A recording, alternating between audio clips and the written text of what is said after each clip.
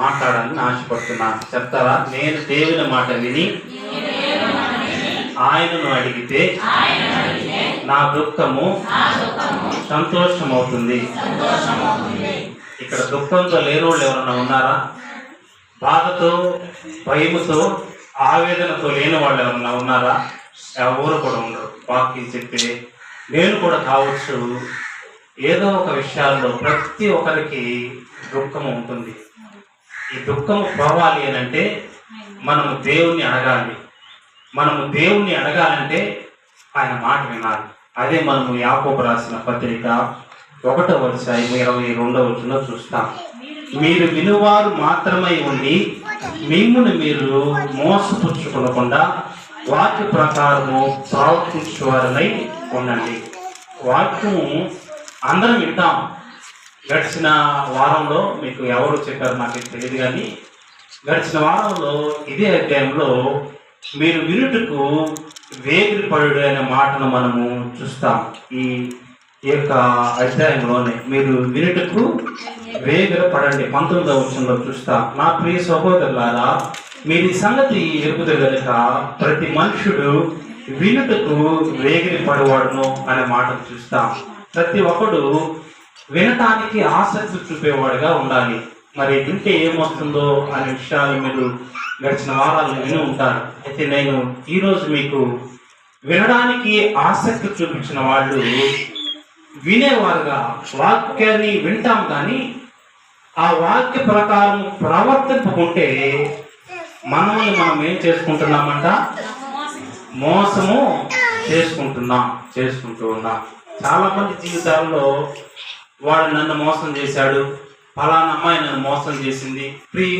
ఎవరి బిడ్డలైతే ప్రేమించుకున్నప్పుడు అనుకుంటారు, నన్ను అమ్మాయి మోసం చేసింది, ఆ అబ్బాయి నన్ను మోసం చేశాడు, వీడు మోసం చేశాడు. లేదా నేను డబ్బులు ఫలానా వాళ్ళని నమ్మి నేను ఇస్తే ఆ డబ్బును నాకు తిరిగి ఇవ్వలేదు, మోసం చేశారు. నేను నమ్మి ఫలానా వాళ్ళకి నా కుటుంబ సీక్రెట్స్ అన్ని నేను ఆ అమ్మాయితో పంచుకుంటే, ఆ కుటుంబంతో పంచుకుంటే ఆ మెత్తకు పోయి ఏం చేసింది? అంతా చెప్పింది. అబ్బా ఊరంతా చాటింగ్ చేసింది, ఎంత మోసం చేసింది నన్ను అంటాం. కానీ వాక్యం సెలవిస్తూ ఉంది, వాక్యాన్ని మీరు శ్రద్ధగా విన్నా ఆ వాక్య ప్రకారం జీవించకపోతే మనకు మనమే మోసము చేసుకున్నవారు అవుతాం. ఇతరులు నేను మోసం చేయడం కాదు, కానీ మనకు మనమే మోసము చేసుకున్న వారంగా అయిన వారంగా ఉంటున్నాం. అందుకని విత్తనాల ఉపమానంలో మత్తయి సువార్త 13వ అధ్యాయము 19-23 వచనాలు మనం ఒకసారి చూస్తే, విత్తనాలు చల్లేవాడు పొలంలో అన్ని దగ్గర చల్లతాడు, కానీ కొన్ని మాత్రము ముళ్ళ పొదలలో పడ్డాయి, కొన్ని రాతి నెలల్లో పడ్డాయి, కొన్ని మన్ను లేని స్థలాలలో పడ్డాయి, కొన్ని మన్ను ఉన్న స్థలాలలో మంచి స్థలాలలో పడ్డాయి. అలా పడిన విత్తనము, మంచి స్థలంలో పడిన విత్తనము చక్కగా ఫలించింది. ఆ వాక్యం అనే విత్తనము లోపలికి పోయినప్పుడు అది మొలకెత్తడానికి, ఏరులు కిందకి దిగడానికి ఆస్కారము చూపించింది. ప్రియ దేవుని సంగమా, ఈరోజు ఈ వాక్యాన్ని నేను వింటున్నప్పుడు ఈ వాక్యము వింటున్నావే, కానీ అది రాతి నేలన పడితే ప్రయోజనము లేదు. అది ముళ్ళ పొదలలో పడితే అది ప్రయోజనము లేదు. ఈ వాక్యము ఎక్కడ పడాలో తెలుసా? మెత్తటి స్థలాలలో, మెత్తటి నేల మీద పడేదిగా ఉండాలి. గట్టిగా అందరూ చప్పట్లు కొట్టి ఈ విధంగా అన్నాం, నేను వినే వాక్యము నా హృదయాలలో ఫలించుగాక. ఈరోజు ప్రియ దేవుని సంగమా, ఈరోజు నువ్వు వినే వాక్యం నీ హృదయాల్లో దేవుడు ఫలింప చేయాలి అని నేను ఆశపడుతూ ఉన్నాను. దేవుడి యొక్క వాక్యము వెదజల్లుతున్నప్పుడు ఈ వాక్యము నీ హృదయాల్లో ఫలిస్తేనే అది ఆశీర్వాదం. అది ఫలించకుండా ఉంటే అది ఏ మాత్రం కూడా ఆశీర్వాదము కాదని నేను మీతో జ్ఞాపకము చేస్తున్నాను. మత్తయి సువార్త 23వ అధ్యాయము 3వ వచనం చదువుకుందాం. మత్తయి సువార్త. కనుక వారు మీతో చెప్పు వాటినన్నిటినీ అనుసరించి గైకొనుడి, అయినను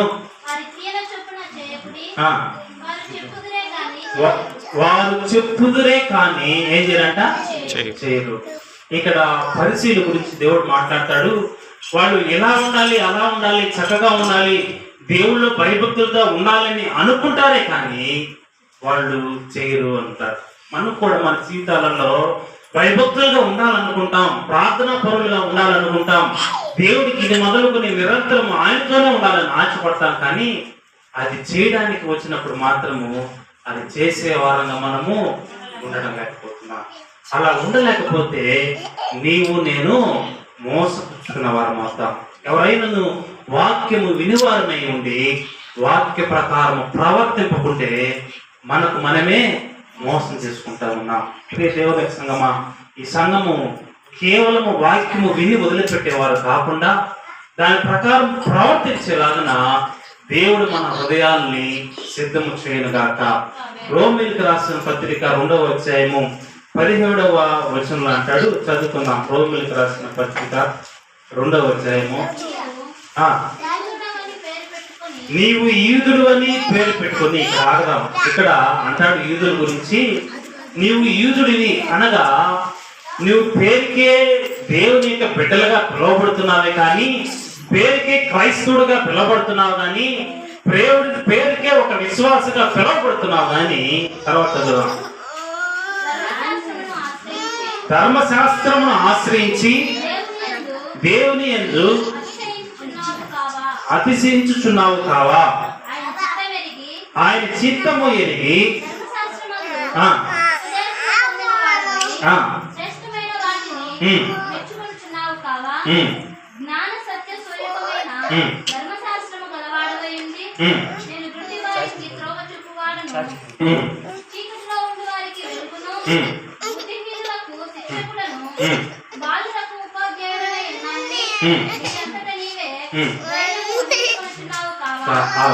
ఇక్కడ ఏమంటాడంటే, నువ్వు యూదుడు అని పిలువబడతా ఉన్నావు, నీకు నీవే ఏమనుకుంటున్నావు తెలుసా? నాకు ధర్మశాస్త్రం అంతా తెలుసు, దేవుని వాక్యం అంతా తెలుసు, నేను దేవుళ్ళు బాగా ఎదిగేవాడిని నీకు తెలుసు. కానీ ఏం చేస్తున్నాడు చూద్దాం. తర్వాత వచ్చిన